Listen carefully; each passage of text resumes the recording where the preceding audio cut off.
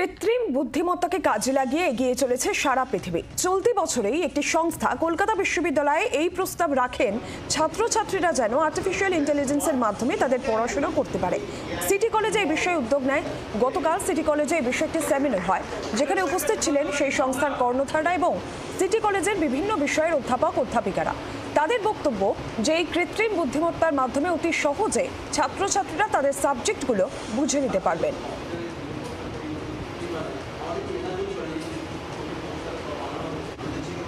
AI এসেছে, এই আসবে, বাংলা যত তাড়াতাড়ি এআইকে গ্রহণ করবে তত তাড়াতাড়ি বাংলা কিন্তু ভবিষ্যতের দিকে এগিয়ে যাবে। আমাদের উদ্দেশ্য সকলকে ইন্ডাস্ট্রি রেডি করা, সকলকে এআই রেডি করা, নতুন স্টার্ট আপ তৈরি নিয়ে আসা এবং তাদেরকে এমনভাবে পড়ানো যেন তারা তার মাধ্যমে অনেক নতুন স্কিল নিতে পারে এবং একটা এনার্জি তৈরি হয়, একটা ইনকিউজিটিভনেস তৈরি হয় যে আমরা এআই এর মাধ্যমে নতুনভাবে কর্মসংস্থান তৈরি করব, নতুনভাবে কাজ করব, নতুনভাবে বাংলাকে নতুন দিশায় নিয়ে যাব।